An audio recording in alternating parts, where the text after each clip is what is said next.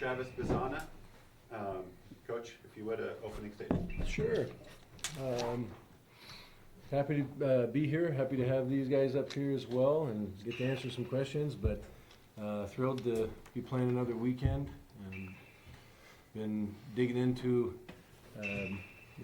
Kentucky as well, and solid opponent. We know, no doubt, it's going to be a great weekend of baseball. So great to get in, get acclimated, get out on the field today, and put in a good practice. So other than that, I just ready to play. Okay. If you would, identify yourself and your outlet prior to asking your question, and I'll acknowledge you when you're ready to go. Questions for the whole group? Mitch, hi. Joe Freeman with Oregonian. We talked a lot about kind of the road issues you guys have had, and it got better at the end of the year. I wondered, did you adjust anything? Did you kind of pinpoint what was going on there, or was it kind of just a fluke? Well, I think sometimes you just look at pure road record. That can be misleading. You know, neutral sites, we started the first 3 weeks on the road, so it's not necessarily maybe playing on the road. There was a bit of an issue. It's just, especially early on, we had been preparing so hard throughout the fall and the winter. I think we hit the beginning of the season full throttle. There were a handful of games that we had a lot of guys banged up as well, but you know, making sure that we're finishing games, playing to win as opposed to trying not to lose. It's been a topic, you know, that you could talk about with any team. As you want to win so bad, sometimes those last couple outs can be the most difficult ones. But overall, I think just the way these guys, when we were on the road at Washington State, the bond grew even stronger. I thought with the guys, how they were having fun on the bus and at the hotel, and there's a lot of laughter. I think you have to have a lot of that when you're out on the road. Enjoy the moments. Know how to travel. You know, make sure that you're staying in a good routine while you're at the hotel, getting up, getting out of bed, maybe not spending too much time down at the pool, getting some sun. And so it's just learning moments as you go throughout the year. But I've thought there's many games that we've played really well on the road. You know, a very competitive series right at the end against Arizona. Winning those first couple games, offense was electric. The pitching did a phenomenal job, and that's not just playing on the road. That's playing in the heat too, and then carrying that over into the PAC tournament. So, I think, you know, as we've talked about that through the year, it's also just getting acclimated to it a little bit, understanding how to go play on the road and stick with your process, using your pregame the right way. Making sure that you're feeling, as Boz would say, dialed for the game. Yeah. Coach, Jeff Coro. Oh, I'm sorry. Right on here. Yep. Yeah, John Vaughn, NOLA Media. This is for either Hayden or Travis. Along the same lines, a lot has been made about this home field advantage for Kentucky. The fans are excited as they've ever been. First time Kentucky hosting a super regional. It's sold out. How do you play that to your advantage? I think you use the crowd to your advantage. I think that they're going to be, you know, great fans this weekend, and they're going to be loud. But we've played in a lot of, you know, loud environments. Obviously, Goss is a big example, and that's our fans too. But I mean, we played against Arkansas. There was 15,000 people at that game. We played, you know, a series at Arizona, like Skip touched on, which was a big one. There was a lot of people at that game, and so I think it's just using the crowd to your advantage and trying to, you know, use that to amp up your adrenaline, but keep focused and just kind of let your stuff do the talking and just win ball games. At the end of the day, it's the same game whether there's, you know, 80,000 people or nobody. Yeah, I think that obviously having your home crowd going wild every time something's happening is definitely a nice thing, and we've had a lot of success at Goss, and I know teams feed off that. I think the biggest thing is just stepping in the box with confidence and comfort and being on the mound with confidence and comfort, like it's your environment, and just using the energy the right way. And you know, some guys get caught up in sort of doubting themselves with no Oregon State fans or no home fans in those situations, and so it's about preparing the same way you would, and again, just being able to like find yourself and find your focus in that moment, and be present the pitch that's there, and the crowd really like zones out. It's just getting to that state of focus, I think, and as many as I feel like our guys have gotten to that point more and more as the season came on, and Skip mentioned Washington State, and yeah, just starting to feel more confidence and comfort in away environments, and I think the crowd's going to be incredible. Just like, yeah, it's going to be a great time. Just got to find that focus. Yeah. Mitch, Jeff Pecoro, ABC Television. For those of us who don't follow you guys a lot, looks like you guys had a lot of nicks, bruises, guys banged up, injured. You're getting healthy at the right time of year. How much is that going to help you, especially in your bullpenning rooms? Yeah, we got a tough group. It would take more than a bruise for these guys to miss out on a few games, but so and they get banged up pretty good. The beauty is we've had a lot of guys who stepped up and been able to fill those positions and then some as well. Great opportunity to rise to the occasion, which helped us get to the spot of hosting a regional. And that wouldn't have happened without the entirety of the group and being extremely competitive from our practice standpoint, making the most of those midweek scrimmages, making sure those guys are ready to go to fill in innings on defense or at the plate or what have you. But obviously we saw what we were capable of doing early on when we were running, the projected starting lineup out there every day, having Micah and Brady in the lineup. Aiden had missed a little bit of time early on. We missed out on having AJ Lattery throw a handful of innings as a veteran guy, and Kyle Scott as well, who we anticipated closing a lot of games for us this year. But other guys like Bridger Holmes has been a huge stopper at the end of games. Joey Munt, who has missed a couple of years, got healthy and has been throwing the baseball extremely well. So we had a little bit a gap in the middle of the year with some guys getting a little beat up, but at the same time, they went through their rehab and their mental process the right way to be able to elevate at the right time. We had talked about this last week, how Elijah Hainline is really hitting his stride right now. He's trying to find himself or find his mix in there, and but you can see he's like really adapted to our culture and is a strong part of the clubhouse. And I think that just opening up and talking with his teammates, and I think that stuff happens going on road trips, sitting on the bus, on the flights, having those kind of conversations. And really, to the last question as well, I was talking to a friend last night, and he was a collegiate football player. He always said, he goes, I want a coach to throw me, a quick hitch real quick, just so I can get hit the first time. And once I get hit, I don't notice how big the stadium was. Because I always asked him, I go, was it different playing in front of, 110 at Penn State or, 30, 40,000 somewhere else? He's like, no, as soon as I got hit the first time, it was as if I only saw and heard my teammates on the field. And I think these guys do a great job of that, is quieting the noise and just playing together. Especially, you can watch them when something bad or something good happens on the field, they're communicating with one another or using our defensive timeouts. And that comes with a lot of the leadership, especially up middle. Down here. Just for coach or either one of the guys here, and getting acclimated to the surroundings here and the park, how do you think it plays to your team's build in any way at all, and does it compare to places that you've competed at this season? I haven't even stood on the field yet.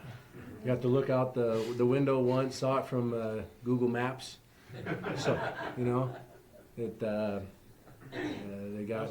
got a couple bases. There's a scoreboard, and saw that there's about 6,000 fans that come through here, and just looking at. I mean, I think everyone's excited to get out there and experience a different field. You notice the flag was moving a little bit to the right side today, so I think Travis is excited about that for batting practice. And even the guys that maybe don't have as much thump are excited about that piece too. But just getting out there, see how the turf plays, and if fast, slow, hoppy, but knowing that our opponent does a little bit of everything. They can hit the ball out, and they'll definitely push, drag, sack, They're going to run the bases. A lot of guys with stolen bases and attempts. So I think with all that action happening on the field from our opponent and also the fans, I think it's just being able to control the moment, use our breath. That's why we do mental skills every day. Is being able to control when things get noisy. Hey, Boz, you always have your pulse on the team so well. How would you describe where the guys are at right now and kind of the vibe of things as you Yeah. head? What do you like the most? Yeah, I think we're in a really good spot. I've kind of said this a couple times the last week or so. Really high hopes leading up to the season. Really good fall. Such a talented squad. And a combination of, again, the little injuries in the middle of the year and just finding ourselves as a group. It always felt like there was hitting at points in time, a couple weeks, with no pitching and defense, and then there was pitching and defense with no hitting. And again, the last couple weeks, we've been able to sort of put together all cylinders of the game, and it's been really enjoyable. I think guys are finding their stride, playing with a lot of confidence, and just being able to flush things really quickly. Not taking the AB onto defense, not taking the defense into the ABs, and then the pitches have just been unbelievable. I mean, Aiden, K-Mats, Eric have given us a lot of innings, and then we've had our go-to guys out of the pen that have just been shut down. So just firing on the right cylinders, the vibe is really solid, and I think there's a good energy going into this environment that's going to be great here, and a lot of confidence. Dick Gabriel, SEC Network. Travis, I'm sure you've answered this before. You're a long way from home. How did you find your way to Oregon State, one? And two, being a former cricket player, how excited should we be that the U.S. pulled off some upset cricket recently? Yeah. All right. First question. Yeah. Obviously, pretty far from home. In short, I've always had major league dreams since I was super young, and got to the point where college baseball was going to be the best option for me to take a step towards those dreams. That was about 15 or 16, and I started to kind of look into what college baseball was. Didn't really know much, and again, as a kid researching college baseball, I was just looking for the winningest and most first-round picks, and like what programs produced great players and also won a lot. And I had a kind of list of schools, went to a tournament on the West Coast, and so it's kind of only seen by West Coast schools, and Oregon State was by far the best program that reached out, and I had an incredible visit, and Coach Canham had just, that was his first year in the job when I was getting recruited, and I just felt like it was a place I could flourish, and really good coaching staff and really good community and environment, and it was the right decision for me, and yeah, it's been incredible. And then the cricket side of things, I kind of always, always identified as a baseball player. I played cricket, loved it. All of my friends and family did, but that upset, like that's a huge win. Like Pakistan's probably not one of the, they're a huge cricket country, but like they're not like India or Australia or New Zealand. But for the U.S. to beat them in a World Cups is pretty incredible. So definitely props to U.S. cricket for the growth there, I guess, and that's exciting. Cool. Most of you guys heard him talk about cricket? No. Is he bringing it behind the scenes? What is he bringing his stuff out? His cricket. No, I mean, was he talking about it? Oh, no, no. he didn't gloat about his accolades in cricket. He actually brought that up yesterday about how, what was it about high school stats? How here in the States we talk a lot about our high school stats. Like and then, you go to high school fields in the U.S. for baseball, and the center field fence is 350, and then kids come to college and talk about how they hit 17 homers in high school. It's like no joke. You popped it out to center 10 times. I mean, yeah, in Australia you just hit it in the gap and run. It goes 520 feet rolling, like a long drive, and Wait till we find out your high school field is 300. You just right? run. No, there's no fences. The baseball fields have 4 fields on each side, so like you hit it to the other field. It's like, or it's a rugby field that like has got a couple dirt patches on it. But no, it's there's some good baseball fields in Australia, but a lot of them don't have fences. Back row? Jonathan Bruner, Kentucky Colonel. Travis, Kind of as the season has gone on, now that it's kind of closer to the end, and like there's so much hype around you with the MLB and all that kind of stuff. Yeah. How have you been able to kind of stay in the present, and then kind of what kind of challenges have arisen, and how have you kind of overcame those? Yeah, it's been a different kind of year in terms of just things to navigate.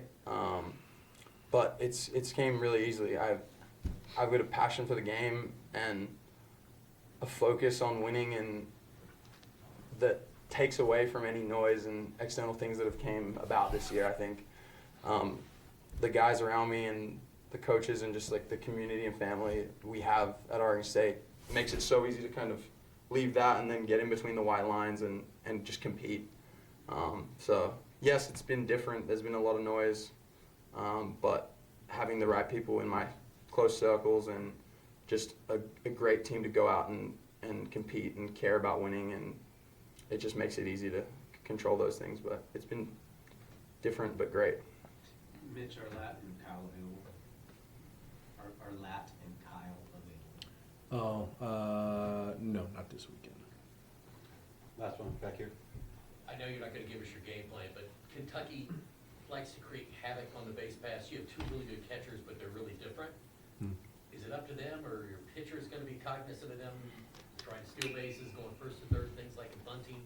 I think if you put too much worry into that, then it can create issues. If you do what you've been trained to do all year and, control the running game, mixing your looks, 1, 3, 5 or less to the dish, and let our catchers do their job. Sometimes if you worry too much, you start calling too many fastballs in the wrong situations, or you nitpick on the corners as opposed to attacking the zone. I think all of our guys have great confidence in both of our catchers as receivers and also as throwers, including blocking well. And so a lot of it, if they run, then we get outs. If we didn't do a good job, mixing our looks and being quick enough to the plate, not overly quick, then, they're going to take free bases. But just like they've stole a lot of bags, they've run into some outs too. I think you have to, just be able to mix your looks. If you get sped up because of a base hit or a walk or an error or what have you, and then get up there and don't pay any attention to them, then they're going to make you pay for it. And if you pay too much attention, then the hitters are going to do the same. And we talk about that, creating identity and pressure while you're on the bases. If anything, you're trying to get them to think more about you on the bases than the guy in the box. So there's a balance there, but stuff that we'll cover today in our meetings and at practice, but no different. I mean, we played against teams this year that got a lot of speedsters, a lot of them that'll play small ball, a lot of them that can really hit too. So it's just blending it, but they do a good job of a little bit of everything. Hey, Mitch, random. Can't wait. Who came up with pitchers picking the hats on their start? Is that you? Does that go back to Case? Or what's just the origin behind that? Forever. Ever around As there? far as I can, being a catcher, I never got to choose the hat or the jersey. Yeah, you don't get It was that. always the guy who got the start. Whether he was going 1 or 9, he gets to choose the jersey and the hat. Was that in Zona 2, same thing? I think that's kind of It's just standard. around around all the programs. Catchers get screwed. I don't know about that. Pretty good gig. Every pitch we Got get to be squat in there. back there. That's right. That's why I'm still fast. Those knees. Yeah.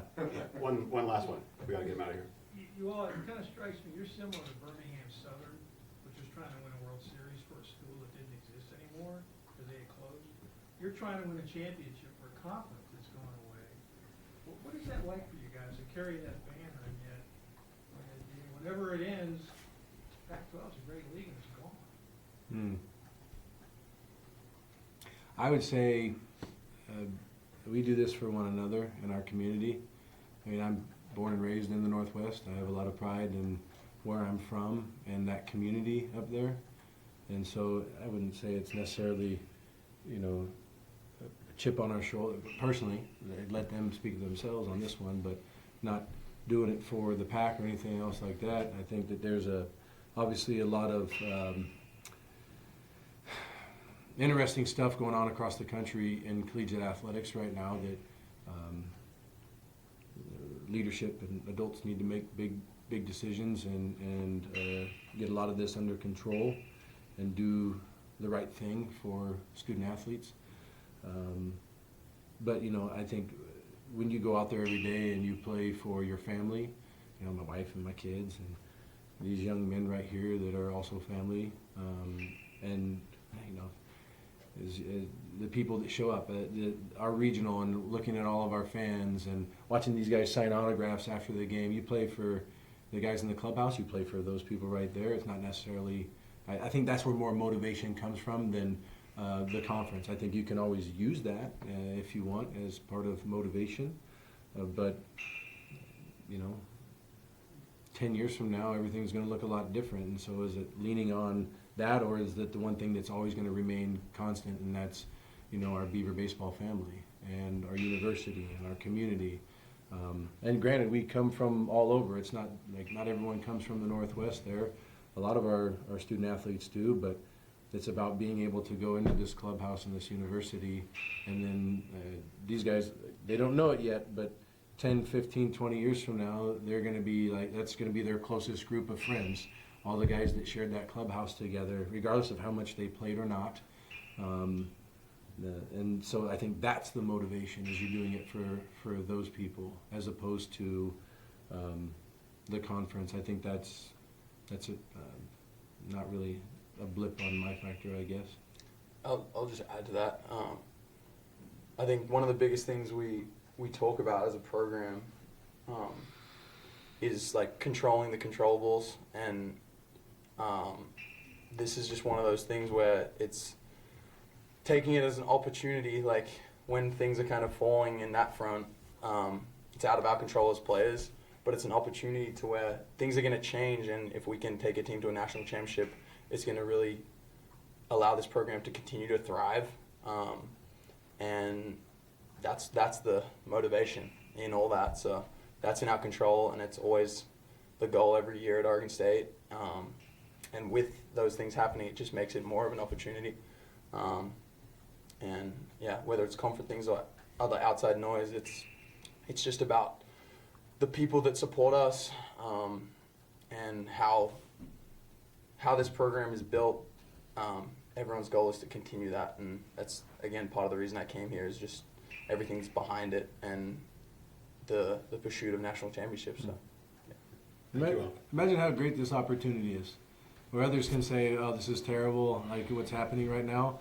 Like, who better to take on something that others may seem difficult than this group, right? Like, so anytime something hard comes your way, you're given a gift. Some people mope about it. This is a great opportunity, and I think God gave us that gift of saying, "Hey, here's something that people perceive as very difficult, and I've given you guys the strength now and the endurance to go through this and thrive through it, to inspire." That's why I always say they're superheroes. As soon as they put on the uniform, you know, everyone looks up to them because of the stuff that they do, and they're changing people's lives, which is great. And so,